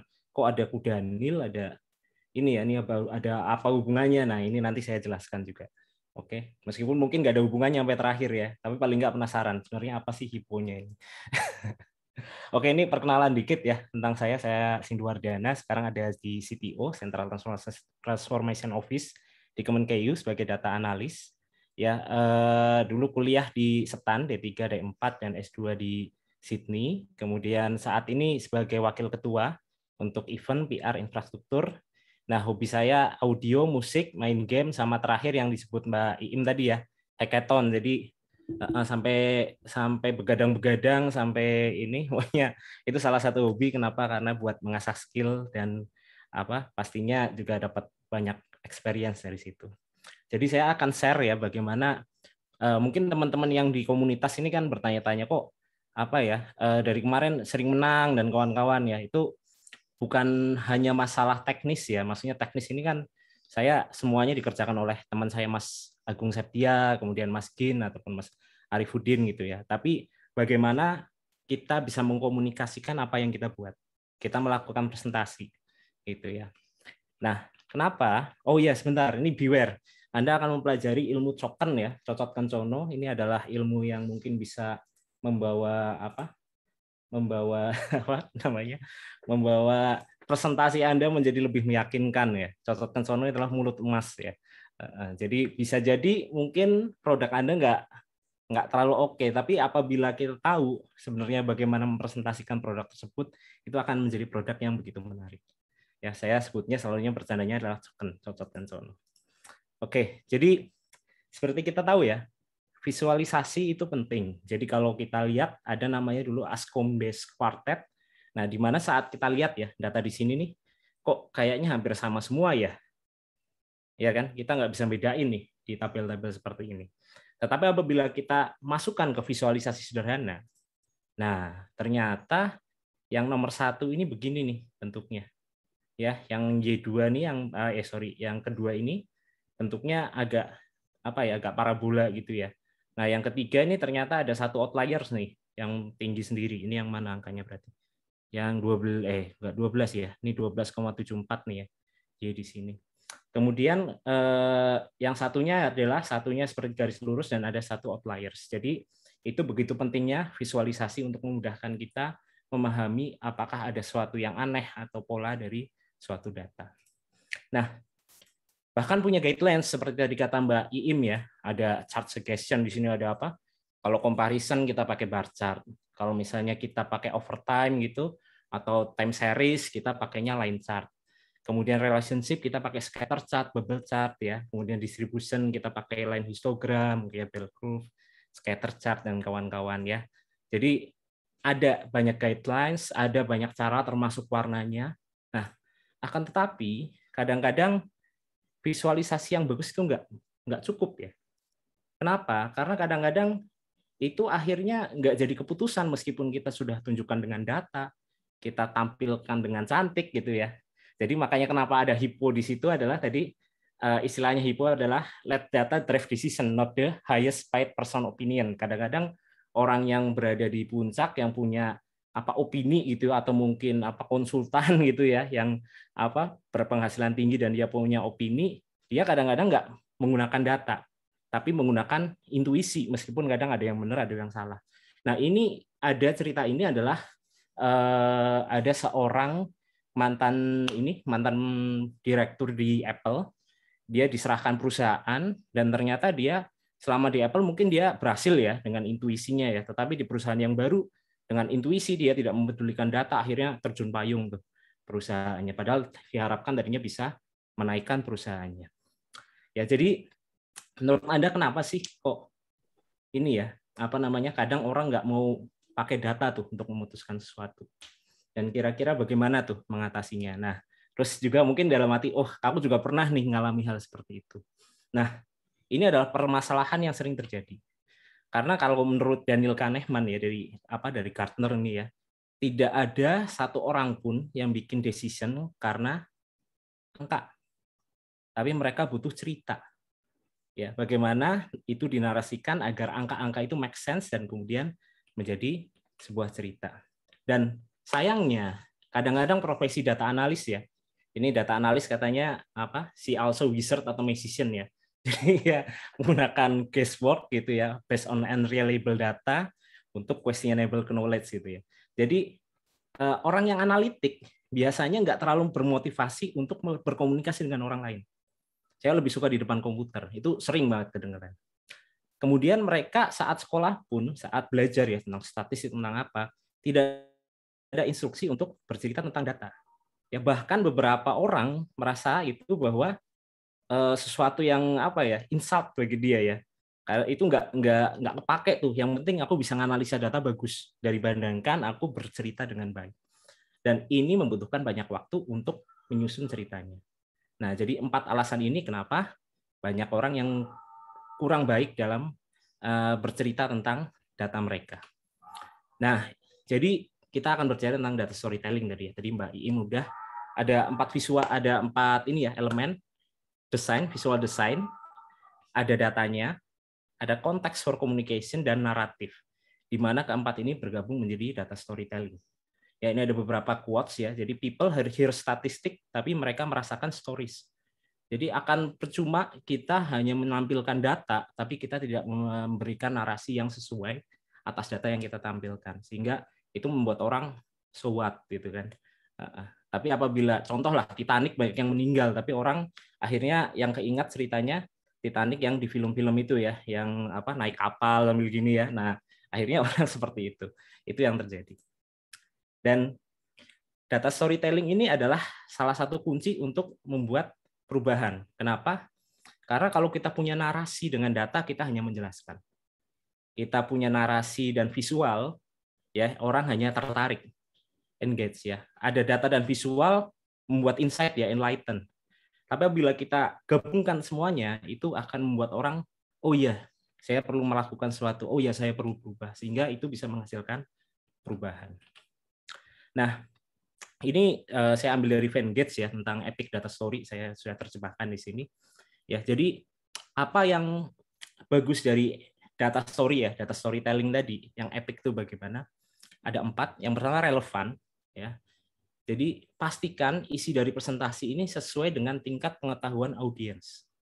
Sehingga audiens itu nanti paham tuh mereka tujuannya apa dan apa yang penting bagi mereka. Kadang-kadang mereka juga nggak paham nih audiens. Ya, kemudian data yang berkualitas. Ya, pastinya sumbernya bagus, ya kan. Kemudian nggak cherry picking ya, hanya ambil-ambil yang sesuai aja karena orang juga akan kritis. Kayaknya nggak gitu deh datanya. Ya, sehingga itu apa? Audiens juga merasa yakin, oh iya memang datanya seperti ini, memang ceritanya seperti ini. Ya, kemudian narasi yang jelas ya. Jadi ada alur ceritanya, ada pembukaan, inti cerita hingga penutupan. Bahkan presentasi pun kita harus memikirkan hal seperti itu. Ya, bahkan mungkin apabila topiknya masih baru ya, kita mungkin harus ada pengenalan topik dulu agar tidak membingungkan. Ya. Kemudian di narasi itu juga kalau bisa ada ajakan tuh. Yuk kita ubah sudut pandang, yuk kita ubah pikiran atau aksinya. Nah, yang terakhir ini yang kadang-kadang saya sering sampaikan tapi orang susah ya, yaitu menggunakan bahasa yang dipahami semua orang. Ya, if you know what I mean. Ini kan kalau misalnya teman-teman nggak tahu ya singkatannya kan nggak paham ya. Tapi kita usahakan jangan sampai kita pakai singkatan-singkatan yang kelihatannya keren, ya kan. Tapi orang ini cerita apa sih gitu kan. Tapi kalau orang ditanya paham apa enggak, daripada kelihatan bodoh, oh paham Pak, keren Pak gitu kan. Padahal nggak paham, ya blur gitu kan. Itu kadang-kadang terjadi tuh. Jadi orang suka gengsi padahal nggak paham. Nanti begitu keluar, tuh orang ngomong apa sih, pinter amat gitu kan. Nah itu hal-hal yang harus kita hindari. Karena apabila ada yang sampai kepikiran begitu ya berarti kita gagal tuh dalam berkomunikasi. Kemudian visualisasi yang tepat ya, kata Mbak Iim tadi ya udah digambarkan ya. Gunakan grafik yang tepat, habis itu mudah dipahami ya. Kalau perlu gunakan foto atau gambar lain sehingga mudah ya audiens yang memahami, sehingga semudah mungkin mahamin apa yang dimaksud dari data yang disampaikan. Ya, ini adalah epic data story. Terus bagaimana nih cara membuatnya? Ya mungkin nanti teman-teman yang mau ikut kompetisi ya, yang ini mohon maaf internal Kemenkeu yang bisa. Jadi ini ada 6. Yang pertama adalah pahami audiens. Nomor 1. Ya, jadi kita harus identifikasi nih ke siapa kita presentasi. Ya, kita harus lakukan research audiens kita siapa, langsung maupun nggak langsung kita bisa browsing. Oh, kita mau presentasi di depannya bos kita gitu, kita bisa tanya nih ke teman yang misalnya kita belum pernah kenal gitu kan. Pak ini gimana sih? Atau kita presentasi ke anak-anak gitu kan, pasti akan berbeda tuh. Ya, jadi kita harus lihat audiens kita siapa. Kemudian cari topik yang menarik. Ya, jadi kadang-kadang kan gini, kalau orang keuangan ya bercerita tentang keuangan ya pasti menarik. Tapi mungkin bagi orang bagian pendidikan mungkin nggak menarik gitu kan. Itu kita harus paham masalah itu. Sehingga akhirnya setelah kita tahu ya, kita tahu tujuan mereka melihat presentasi kita tuh apa. Jadi misalnya gini, kita mau presentasikan tentang kalau yang lagi hangat apa ya, hutang negara misalnya kan. Gimana nih hutang negara agar nanti ke depannya tetap sustain gitu ya. Nah, kita lihat nih orang-orangnya saat datang ke situ pasti curiosity-nya tentang apa ya. Jadi kita harus bisa menebak nih, insight apa, knowledge apa yang mereka butuhkan untuk mencapai tujuan. Tujuannya adalah meyakinkan bahwa misalnya ternyata meskipun digembar-gemborkan besar, sebenarnya pengelolaan utang kita masih oke kok gitu kan. Nah, tapi untuk mencapai itu apa yang harus kita ini? Nah, itu yang harus kita cari. Ya, proses ini paling lama. Biasanya saya habis waktu beberapa hari untuk melihat ini ya, memahami audiens, cari topik yang menarik. Karena apa? Karena kadang relevansi atas apa yang ingin saya sampaikan dan apa yang mereka tertarik gitu ya, itu tipis sehingga hanya dikit ya relevansinya ya. Sehingga itu harus ada seperti punchline yang bisa kita masukkan ke mereka. Sehingga apabila kita sudah tahu audiens, organisasinya, terus apa yang mereka inginkan, sehingga kita bisa menggunakan effective messaging di situ. Ini nomor 1. Nah, lalu kedua, fokus pada data-data yang penting. Ya, jadi misalnya ini saya kasih contoh BPJS karena kemarin saya ikut hackathon BPJS 2020 dan 2021. Ya, kebetulan sama data yang dipakai, sehingga kita akan fokus ke data yang penting. Karena di sini saya akhirnya fokus ke kemarin daripada kita bingung ya mau apa, kita fokus ke penyakit-penyakit yang pengeluarannya tinggi bagi BPJS. Karena kan BPJS selama ini selain 2020 kan merugi ya katanya ya. Sehingga kita lihat, berarti yang data paling penting bagi BPJS apa? Biaya. Biaya itu apa? Ada frekuensi dan biaya kayak penyakit ya.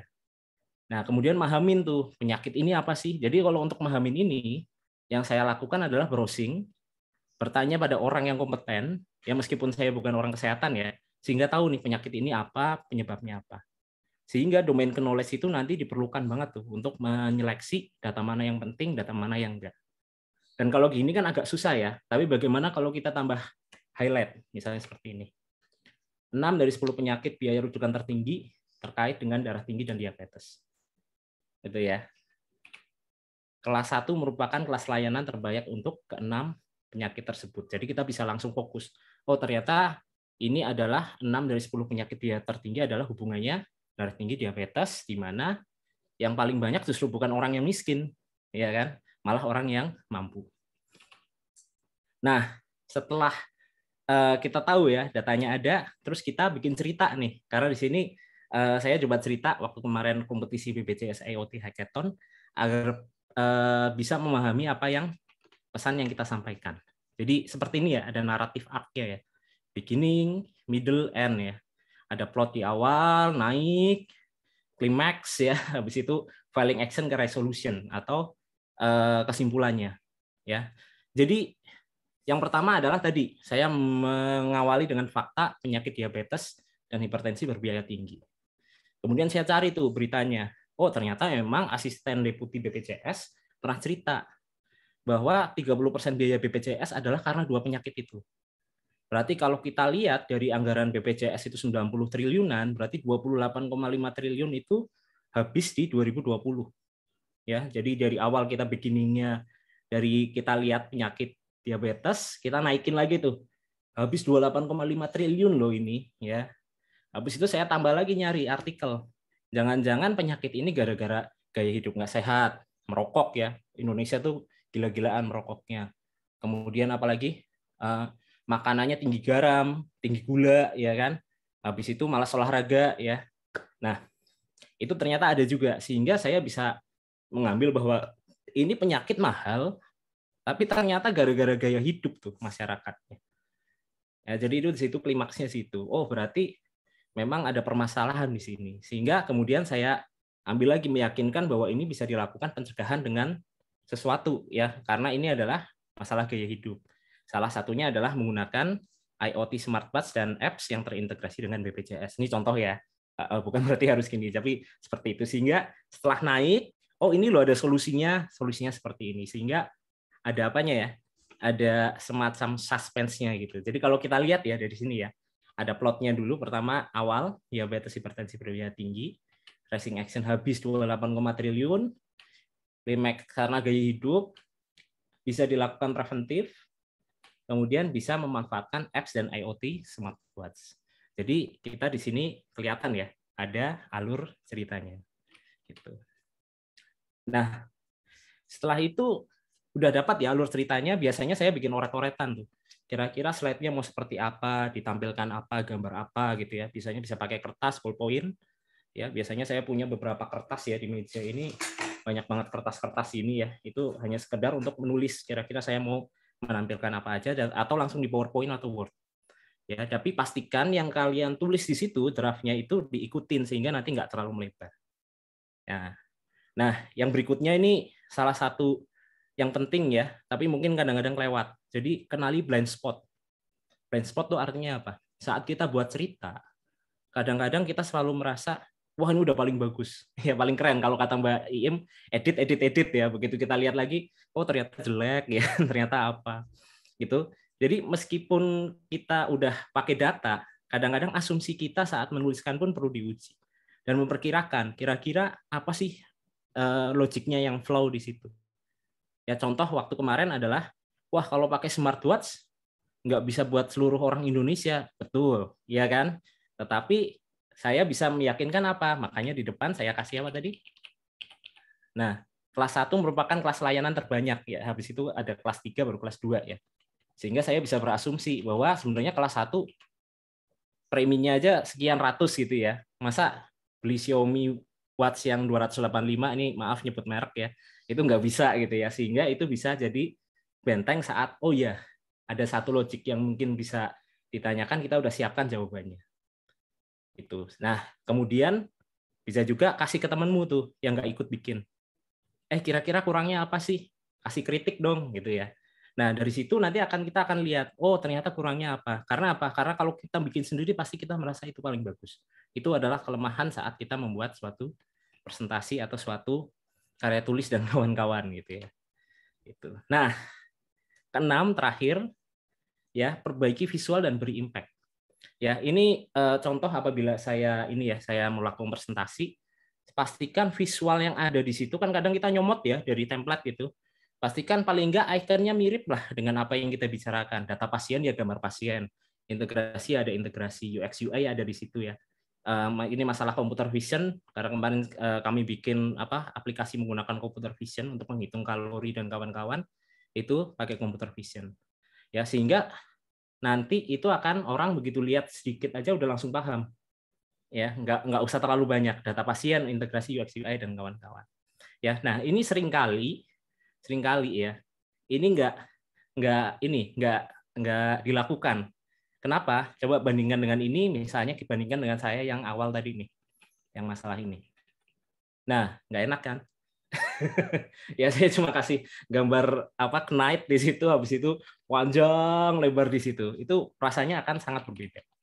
Ya, di situ kelihatan ya. Tapi apabila seperti ini akan jauh lebih mudah. Nah, habis itu beri impact pada akhir cerita. Bagaimana memberikan impact? Ini saya kasih 2 contoh waktu kemarin. Ini contoh waktu penutupan saya adalah kami berharap ini dapat berguna bagi pasien, tenaga kesehatan BPJS, dan mari gotong royong menuju Indonesia yang lebih sehat. Di mana yang saya bold itu adalah slogan dari moto dari BPJS. Sehingga saat orang lihat, wah benar-benar memikirkan nih BPJS-nya. Ini adalah juara dari hackathon ASN Kemenkeu ya kemarin, Elang Sakti ya. Di mana mereka terakhirnya adalah gini, Elang Sakti berusaha mencegah inefisiensi APBN, yaitu dengan mengefisiensikan alokasi belanja. Dan di sana dia bisa menyebutkan total efisiensi yang bisa dihindari adalah 5,09 triliun. Ini adalah punchline terakhir ya. Impact-nya langsung terasa. Oh iya betul. Impact-nya seperti itu. Nah, ini adalah contoh impact saat penutupan. Itu.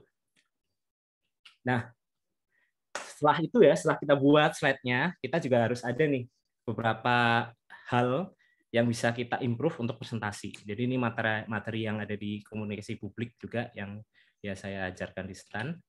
Ya, jadi pertama adalah introduksi ya.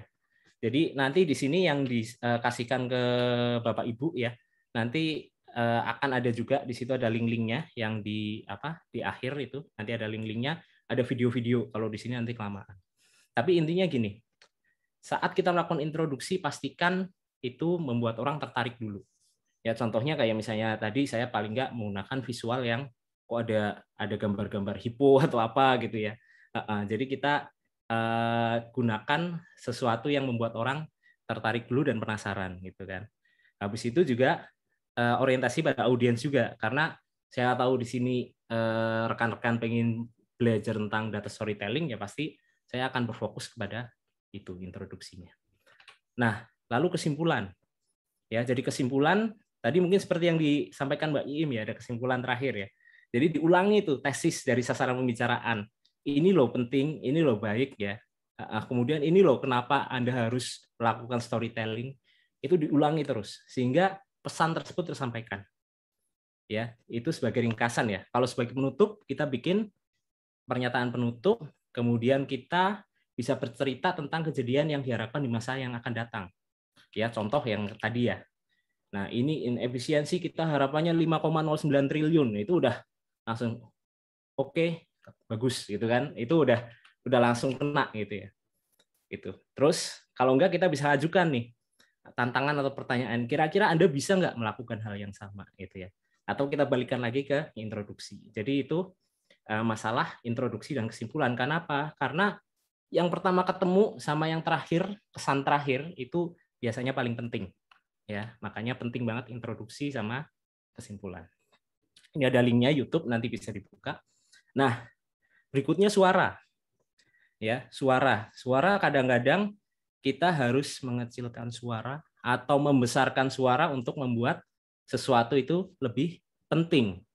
Gitu ya. Jadi suara itu bisa membuat kita itu membuat ini ya, membuat sesuatu efek dramatis atau apanya gitu ya. Itu ada di situ. Kemudian kecepatan. Kecepatan kadang-kadang saat menjelaskan bisa cepat, tetapi apa ya bila yang penting kadang-kadang kita harus memelankan kecepatan bicara kita. Sehingga mudah dipahami. Nah, ini juga salah satu trik ya. Dengan nadanya juga, bagaimana nada tinggi atau nada rendah, biasanya nada rendah itu lebih penting gitu ya. Kemudian bagaimana kita artikulasi dan pengucapannya harus jelas ya. Dan yang terakhir yang paling saya suka adalah jenak atau berhenti. Nah gitu. Jadi ada efek di mana orang bisa kita berikan waktu untuk berpikir sebentar untuk memikirkan apa yang kita sampaikan. Jadi ada jenaknya di situ. Itu untuk suara. Nah, kalau gerakan tubuh ya kalau sekarang kita pakai Zoom ya ada kontak mata meskipun kelihatannya dikit-dikit gitu kan. Ekspresi wajah ya ada yang senyum-senyum, ada yang kadang-kadang ya kalau ngajar ya pakai Zoom ada yang tahu-tahu senyum-senyum melihat ke bawah, oh berarti lagi lihat HP itu kan, dan kawan-kawan itu kan ekspresinya kan kelihatan ya di situ. Kemudian postur, gestur ya, pergerakan. Jadi itu penting. Kalau menurut saya akan sangat penting ya. Kenapa? Karena kadang-kadang pakai Zoom itu memang orang fokusnya ke slide gitu, tapi dengan gerakan itu kadang-kadang kita lebih mudah menjelaskan, memberikan memberikan materi dan kawan-kawan. Jadi gerakan tubuh meskipun era Zoom ini itu juga penting. Ya harapannya sih nggak akan era Zoom lagi ya. Semoga berakhir sebentar lagi. Ya, jadi itu ada videonya juga bisa ditonton. Ya, terima kasih sudah mendengarkan dan mari kita mengubah dunia. Ini enggak ya? Ya, jadi ini kita ya Ksatria kita ngalahin Hippopotamus gitu lah, itu bercanda aja gitu ya. Oke, terima kasih. Di akhirnya itu ya Mas Indu ya. Enggak sih, karena bingung aja depannya mau apa, udah masukin Hippopotamus lah biar lucu. Great job Mas Indu. Jadi saya tahu di mana saya kurangnya selama ini. Banyak hal yang mungkin saya juga nggak paham gitu ya. Mungkin semoga nanti apa yang sudah disampaikan oleh Mbak Iim dan Mas Indu tadi buat Bapak dan Ibu nanti bisa mendapatkan manfaat ya. Nah, sekarang ini sesi untuk tanya jawab. Silakan, monggo Bapak dan Ibu, Mas Indu dan Mbak Iim, mohon izin ya untuk tanya jawab ya. Mau 3 pertanyaan dulu kali ya. Silakan Bapak dan Ibu. Ada yang raise hand?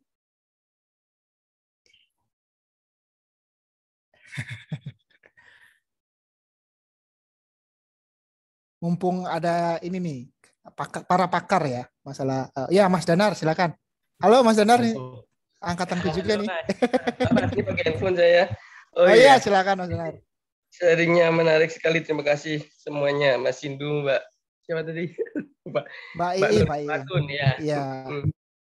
Nah, terus tadi yang kayak tadi Mbak Iim tadi yang paling penting juga salah satu hal itu adalah mendapatkan insight dari data atau ide apa yang ingin kita ceritakan. Nah, itu kalau kita ya misalkan baru punya data dan belum punya insight dari data sendiri itu sebenarnya gimana sih atau melakukan riset seperti tadi Cuma saya kira itu juga sebuah perjuangan yang berat untuk mendapatkan insight dari data. Sebenarnya trial and error-nya atau perjuangan untuk mendapatkan insight dari data sendiri mungkin seperti apa ya? Bisa dikasih contoh-contoh gitu biar kita nanti bisa coba-coba dan coba trial error-nya itu nggak terlalu banyak error-nya, tapi lebih ke sesuatu yang efektif gitu, Mas. Barangkali bisa dijelaskan nanti Mas Hindu sama Mbak Iim. Makasih. Ya, makasih Mas Danar.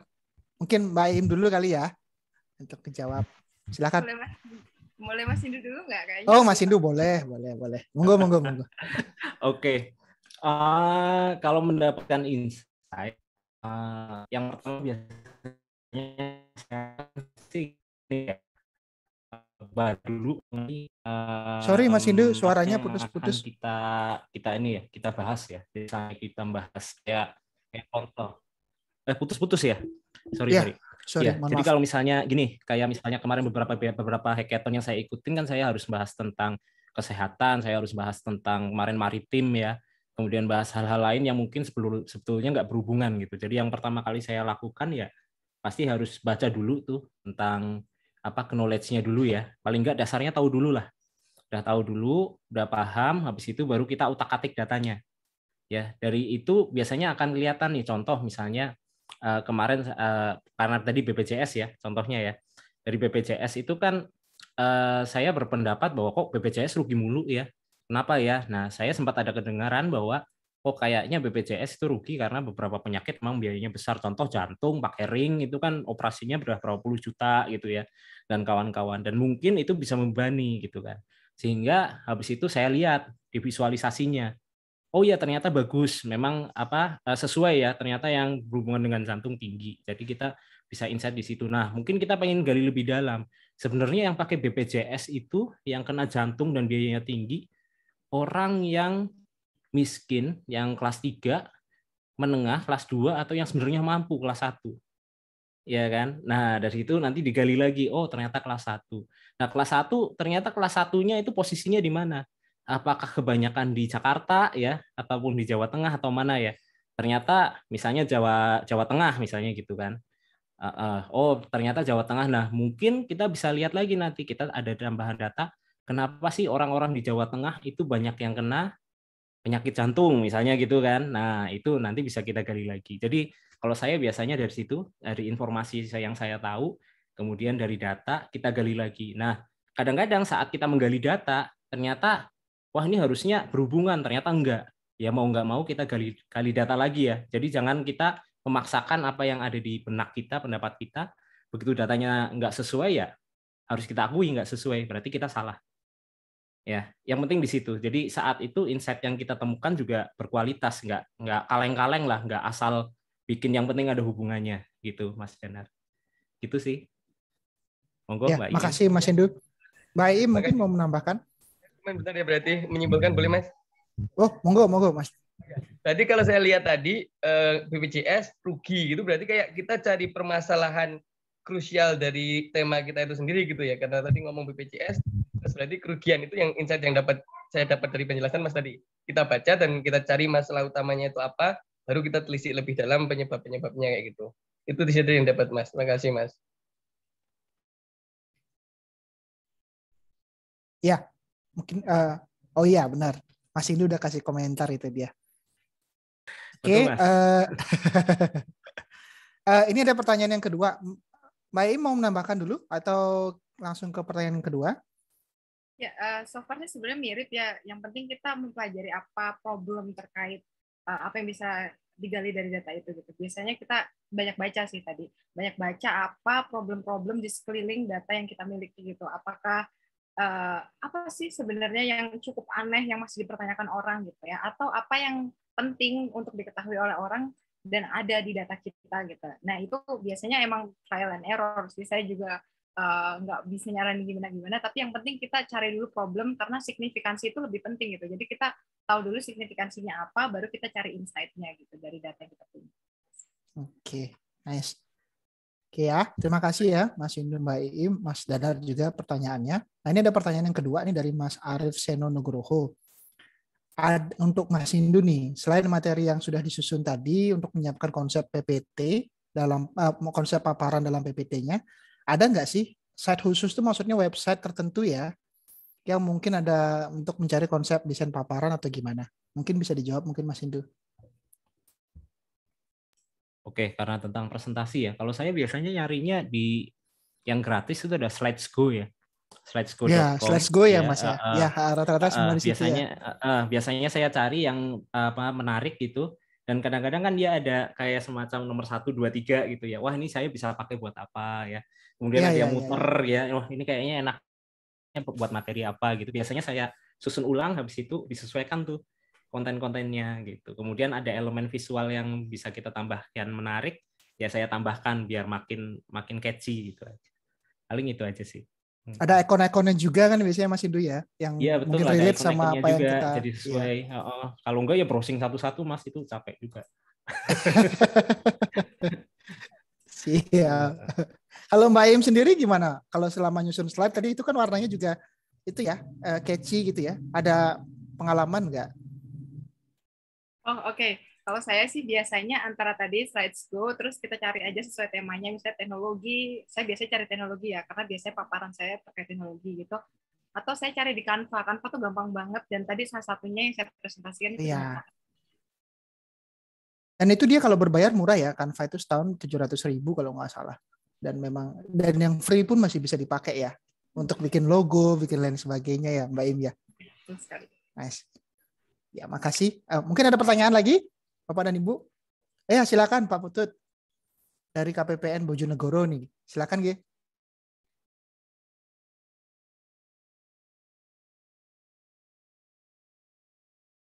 Belum on sepertinya, Pak. Oh iya, Pak, masih mute, Pak. Mohon izin. Baik, terima kasih Mas Yudi, Mbak Im, dan Mas Hindu. Ini sebuah ilmu yang luar biasa menurut saya, dan ini bagi kami bermanfaat untuk nanti kita menghadapi BBBM dalam melakukan presentasi kepada tim penilai dari Menpan RB. Yang ingin saya tanyakan, kira-kira kita harus mulai dari mana? Ini sedikit nyambung dengan pertanyaannya Mas Arief Sinonugroho. Kalau Mas Arief tadi lebih kepada visualnya, jadi mulai dari mana ketika kita ingin menjual kantor kita, terutama untuk kedeltaan. Jadi kalau kita sudah melakukan mendapatkan WBK di 2019, kemudian 2020 sudah delta, kemudian 2021 maju ke WBBM, kita harus mulai dari mana untuk menjual kantor kita sehingga itu menjadi menarik buat tim penilai, gitu, Mas. Terima kasih, terutama kepada Mbak Im pertanyaan saya. Terima kasih, Mas.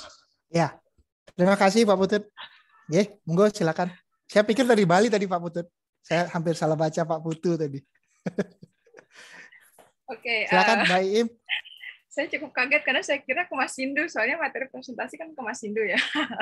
Oke, tapi ya, baik, terima kasih Pak Putu atas pertanyaannya. Kalau saya, konsep saya selalu belajar bahwa untuk pertama banget gitu ya, saya selalu berusaha untuk ngasih executive summary, karena kita nggak bisa memaksakan orang untuk stay dengerin kita sepanjang kita paparan. Misalnya kita punya PPT tadi ya, kita punya PowerPoint, saya akan berusaha untuk nge-grab perhatian dengan ada executive summary. Jadi highlight apa sih dari organisasi kita, perkembangan apa yang penting dalam setahun terakhir gitu ya, atau capaian-capaian yang patut untuk dicatat khusus gitu ya. Itu akan saya coba untuk sajikan banget di awal gitu dengan narasi tentu yang bagus gitu ya. Baru nanti saya akan detailkan. Jadi itu saya berusaha banget untuk ketika kita bersaing dengan cerita-cerita lain gitu ya. Menurut saya penting untuk kita bisa ngasih spoiler gitu ya di awal bahwa ini loh kami punya pencapaian seperti ini gitu. Jadi kayak kita udah kasih gambaran umum bagaimana pencapaian kita selama setahun gitu ya. Baru kemudian kita detailing di halaman-halaman selanjutnya gitu. Kalau itu tips yang menurut saya cukup penting untuk penyusunan slide ketika kita mau menggrab perhatian orang gitu. Tapi mungkin kalau dari Mas Hindu ada tambahan, monggo Mas. Oke, ya nih pertanyaannya menarik nih kalau masalah presentasi ini. Jadi biasanya kalau masalah kontes-kontes gitu Pak, yang saya lakukan saya cari dulu kriteria penilaiannya sih Pak. Jadi kira-kira apa nih yang bakal ditanyakan oleh Dewan Juri dan kawan-kawan. Kemudian kita pastikan logiknya ada, maksudnya di awal ya, introduksi, kemudian habis itu penilaiannya tentang A, ya kita tampilkan A, tampilkan B, tampilkan C, tampilkan D gitu ya. Dan itu wajar sih, kita udah biasa lakukan. Tapi ada satu sih Pak yang biasanya saya tambahkan ya. Ini mungkin ilmu token yang agak level kedua gitu ya. Jadi kalau yang saya lakukan itu adalah kadang ada hal yang sudah bagus Pak, bagus banget di kantor, tapi itu bakal jadi pertanyaan apabila mungkin tidak kita sampaikan Pak di situ Pak. Nah ya kadang-kadang kan kita harus ciptakan semacam lubang Pak untuk seorang untuk bertanya, tapi kita sudah siapkan pertanyaan jawabannya dengan baik.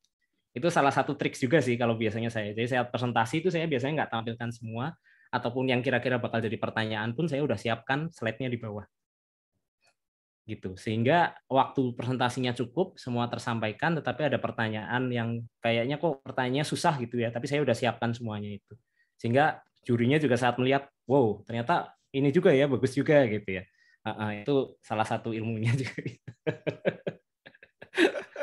Itu Pak, betul.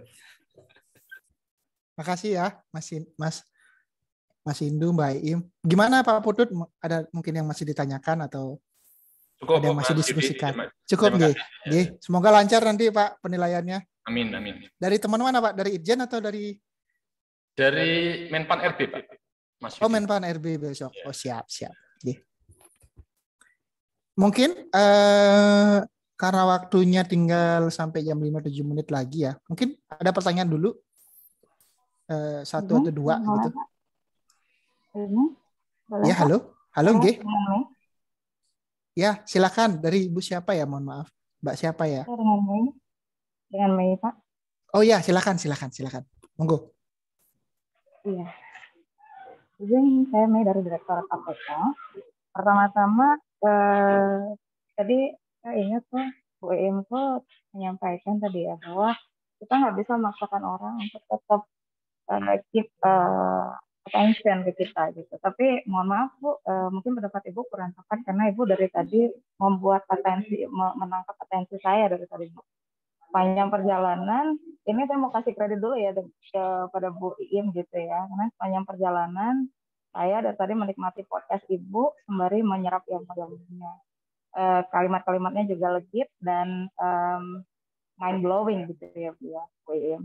Ya, izin saya ingin bertanya nih kepada Bu Iim, juga boleh kepada Pak Sindu. Kalau Pak Sindu sih suhu yang extraordinary sekali gitu, tapi karena ini masalah komunikasi, gini Bu Iim, Mei ingin bertanya nih, kalau misalnya kita ingin mendeliver atau mengkomunikasikan data, yang data itu kalau di kita kan Direktorat Akuntansi itu yang quite baku gitu ya Bu ya, maksudnya dia ada baku, ada tataran tertentu.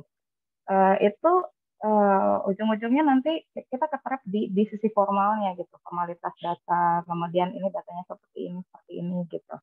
Ada satu teknik nggak gitu Bu untuk mempresentasikan data itu tidak keluar dari kerangka akuntansi atau kerangka formal, namun dia tetap lebih agile, lebih bisa berterima komunikasi yang aktif gitu Bu. Jadi pimpinan itu melihatnya tuh kayak informal, menarik. Padahal kita menyampaikannya dengan cukup formal juga terkait dengan datanya. Dan memang terus terang kami sendiri di Direktorat Akuntansi ini ketrap dengan teknikalnya memang. Kita akui Pak Sindu mungkin kemarin sempat lihat kita salah satu dari peserta yang diampu oleh Pak Gede dan Pak Sindu gitu ya, bahwa di APK ini kita bahkan kita baru belajar tentang data analitik itu karena kita selalu ketrap di standar akuntansi, standar-standar tertentu gitu, dan kita bekerja di bawah standar-standar tersebut. Bagaimana caranya supaya kita keluar dari mindset itu? Terima kasih Pak. Ya, terima kasih Bu pertanyaannya. Monggo, Mbak Iim. Oke, ini sepertinya kalau presentasi gitu ya atau olah data tuh sebenarnya lebih cocok Mas Indu ya, tapi kenapa jatuhnya selalu ke saya? Oke, tapi nggak apa-apa. Karena catchy mungkin Mbak Iim. Jadi yang menyajikan hal yang sulit dengan mudah itu kan juga suatu yang sulit ya. Oke, terima kasih Bu Melina. Ini sebenarnya saya kenal ya. Halo Mei, terima kasih sudah bertanya gitu ya. Tadi terkait pertama ya soal nge-grab atensi. Jadi ya, maksudnya kita bisa berusaha untuk nge-grab atensi orang, tapi kita tidak bisa memaksakan orang untuk selalu ngedengerin kita gitu. Jadi ini beda ya. Kadang orang ada double zoom, kadang ada ke distract apapun gitu. Itu yang bikin saya tadi menyatakan bahwa kadang tuh kita jadi nggak bisa gitu memaksakan orang untuk dengerin sampai akhir banget. Tapi kita setidaknya bisa gitu ketika orang ada di awal, orang sudah terkondisikan dengerin kita, terus kita udah nyampein materi yang menarik. Nah itu baru ke akhir-akhir orang akan terus langsung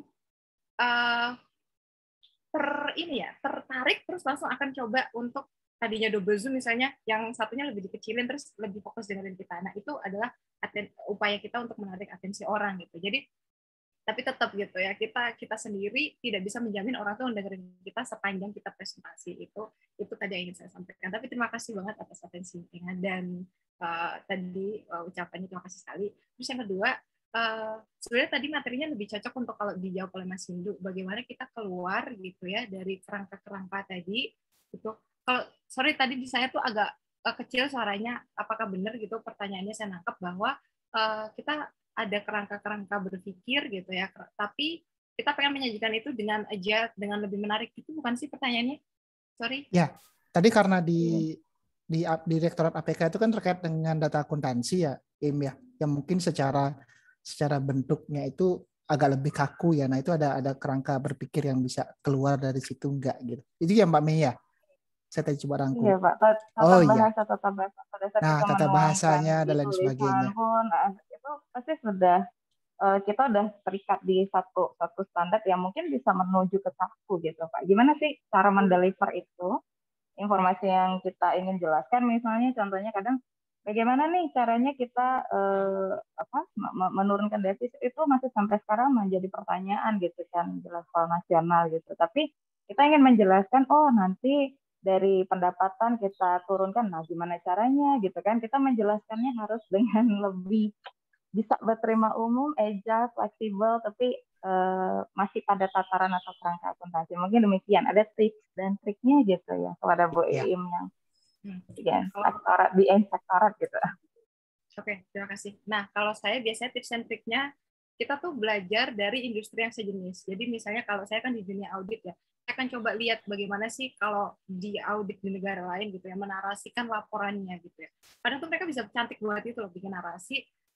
Sedangkan saya merasa kalau kita biasanya bikin laporan tuh kayak kaku banget gitu. Terus saya lihat, oh iya menarik juga ya kalau kayak gitu. Nah itu biasanya tips yang saya lakukan pertama kali adalah saya benchmark ke organisasi lain. Yang namanya proses pelaporan keuangan itu kan juga benchmarknya sedunia gitu ya. Kita bisa lihat di negara lain seperti apa sih mereka menarasikannya. Terus juga banyak baca dari referensi-referensi itu juga. Itu kenapa saya sebut selalu lakukan riset duluan gitu. Lakukan riset di negara lain, di penulis-penulis lain gitu ya. Bagaimana sih mereka menyajikan itu gitu. Kedua, kalau kita misalnya merasa terkunci dengan peraturan-peraturan gitu, tapi kita bisa main di diksi gitu ya, kita bisa pilihan kata-katanya itu diperkaya gitu, jadi tidak membosankan. Tadi juga saya sebutkan, coba gunakan dramatic diction gitu ya, diksi-diksi yang dramatis, merosot gitu misalnya, ketimbang menurun, atau kayak naik kita pakai menanjak, atau istilah-istilah lain itu bisa dicari padanannya di Thesaurus Bahasa Indonesia gitu ya. Nah itu juga kalau kita udah kaku, at least diksi kita nggak sama dengan apa yang biasa dipakai di industri kita gitu. Jadi industri kita biasanya kaku dengan istilah A, kita bisa pakai istilah-istilah yang lain. Dan yang namanya data storytelling itu namanya juga story gitu ya. Kita jadi punya keleluasaan gitu. Jadi nggak harus kita merasa bahwa oh saya karena ini industri yang kaku gitu ya, atau ini sudah terikat peraturan sana sini, terus saya jadi nggak merasa ini. Namanya presentasi menurut saya jadi punya ruang untuk kita bebas gitu ya. Kita bebas untuk menarasikan, tapi tetap tadi dalam koridor-koridor, misalnya dengan diksi yang lebih dramatis gitu ya, atau dengan kita kasih ilustrasi gitu, atau kita dekatkan dengan cerita-cerita yang barusan terjadi gitu ya, yang terkait dengan hal tersebut gitu, yang akhirnya bisa bikin orang lebih relate dulu, terus oh iya ya ternyata isu ini jadi penting gitu. Nah itu biasa cara-cara yang biasa saya lakukan gitu. Semoga menjawab Mei. Ya, makasih ya Mbak Im ya. Mas Indu mau menambahkan? Oke, jadi kalau saya sih selalu biasanya kalau topik-topik yang terlalu serius tuh akhirnya saya ini ya sedikit alihkan dengan cerita-cerita yang relate dan menarik gitu ya. Jadi ada humornya gitu ya biar nggak terlalu tegang gitu kan. Jadi kalau misalnya saya ke mahasiswa ya mungkin cerita yang lebih anak muda gitu kan. Ke bapak-bapak yang mungkin ada humornya bapak-bapak gitu ya.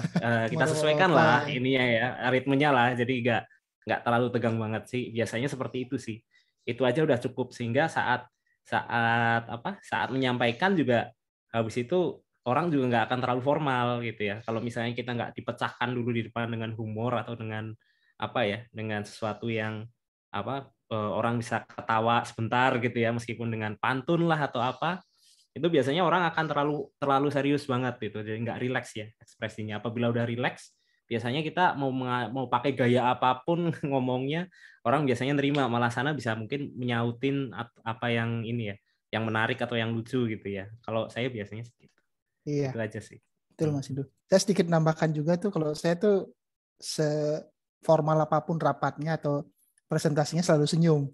Karena itu juga bikin orang jadi rileks ya, audiensnya jadi rileks.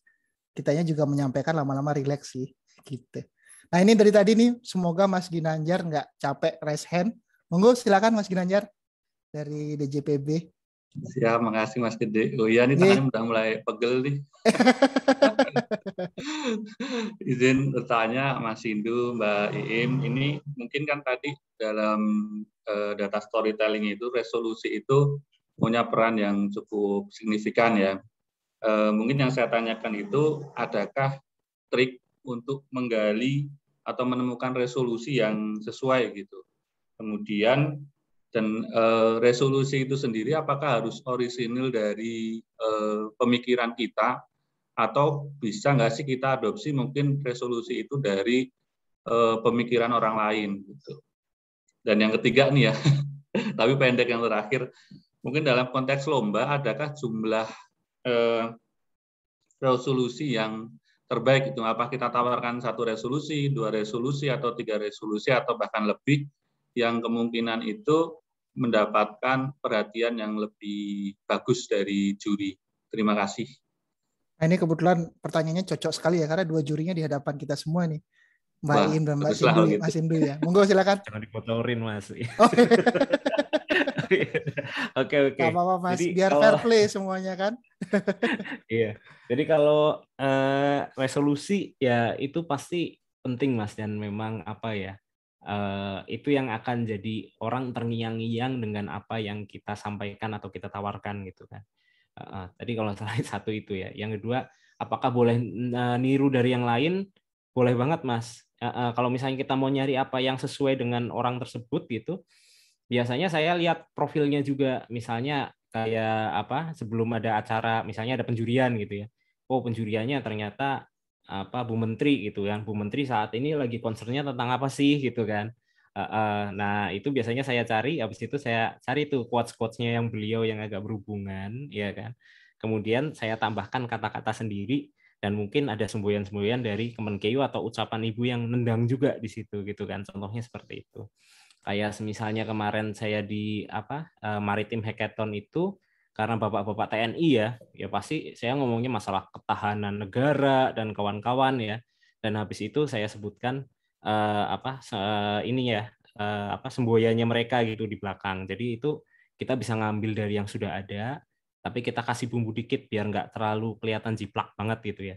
Jadi kita kasih dikit lah. Tapi intinya di situ adalah orang nggak akan peduli itu kita jiplak atau enggak. Yang penting adalah semangat bagaimana kita menyampaikan impact yang ada dari yang kita sampaikan sebelumnya. Gitu. Jadi itu yang penting. Nah, apakah bagus 1, 2, atau 3?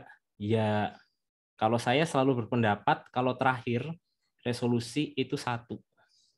Ya, jadi 1. Terus mana yang paling penting, Mas? Misalnya ada 3 kriteria penilaian ya.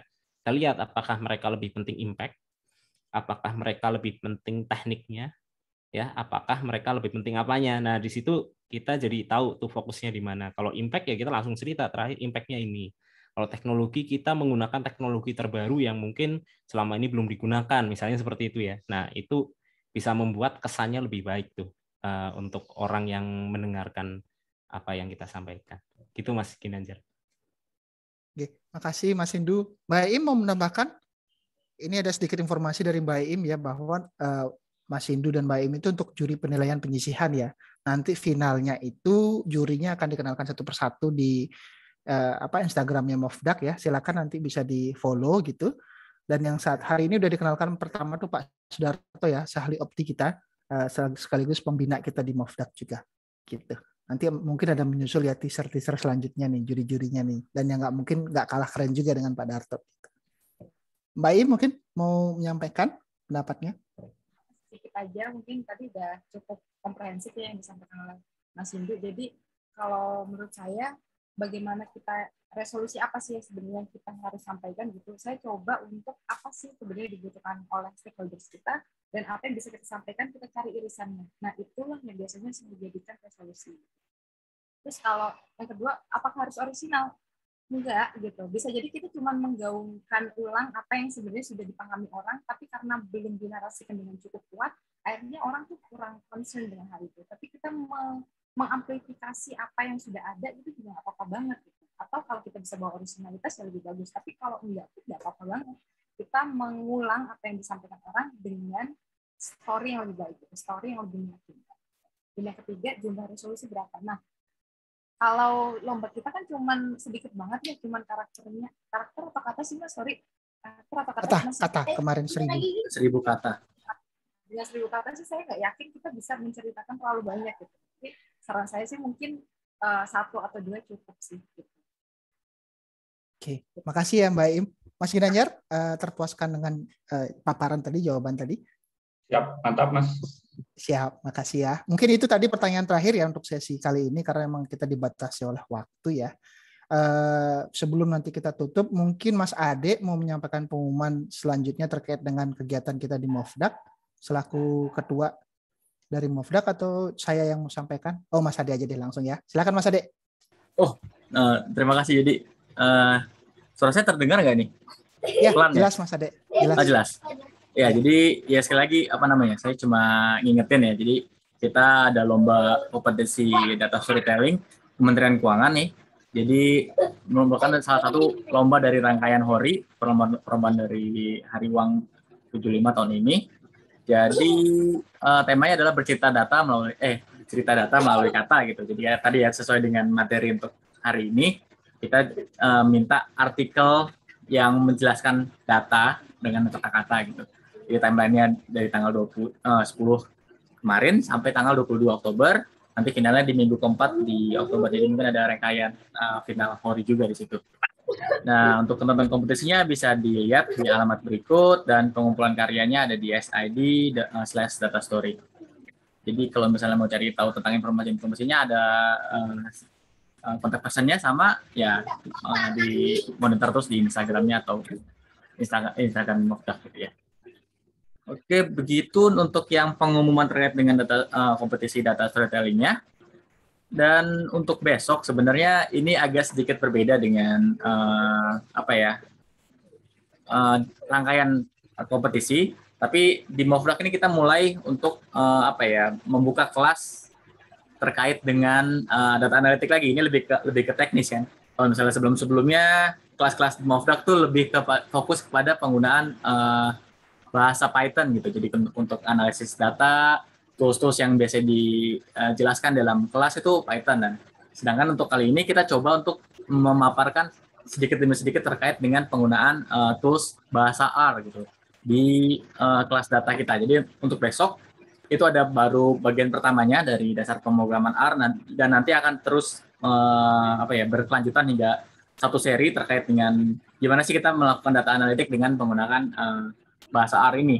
Dan untuk besok di jam yang sama ya, jam 15.30 sampai jam 5 sore, itu kita ada kelas data. Dan kebetulan untuk pengisinya salah satu dari pengajar Mofdak juga, Mas Alan Nurcahyo, ya ini kebetulan di sini bisa dilihat adalah Master of Data Science dari American University. Dan ya kita tunggu kedatangannya dari teman-teman member Mofdak dan partisipan di sini untuk besok. Mungkin gitu aja dari saya, Mas Yudi. Ya, makasih Mas Ade. Itu nanti teasernya kita 1 bulan, 2 bulan nih Mas Ade ya untuk program kelas R itu ya? Iya, ya dari dasar R-nya sampai nanti gimana machine learning-nya, gimana forecasting dan sampai ke deployment-nya. Iya, siap. Terima kasih Mas Ade. Sekali lagi terima kasih Bapak dan Ibu yang sudah hadir di kelas data 20 kami ya, yang hari ini bicara terkait dengan data storytelling gitu, untuk persiapan nanti ikut lomba ataupun nanti mungkin buat improvement kita aja, kompetensi kita juga terkait dengan bagaimana kita bercerita menggunakan data. Sebelum kita akhiri, saya mohon maaf apabila saya ada salah kata. Saya juga mengucapkan terima kasih kepada dua pembicara di sini, Mbak Iim dan Mas Hindu, atas kesediaan waktu dan ilmunya yang dibagikan. Saya rasa pasti bermanfaat, minimal buat saya, gitu, karena saya ngerasa oh ya saya di sini kurangnya terkait dengan bagaimana kemampuan kita bercerita ya. Itu. Oke, sekali lagi sebelum saya tutup, selamat sore, terima kasih. Assalamualaikum warahmatullahi wabarakatuh. Salam sejahtera, nama budaya, Om Santi Santi Santi Om. Makasih ya semuanya ya. Selamat sore.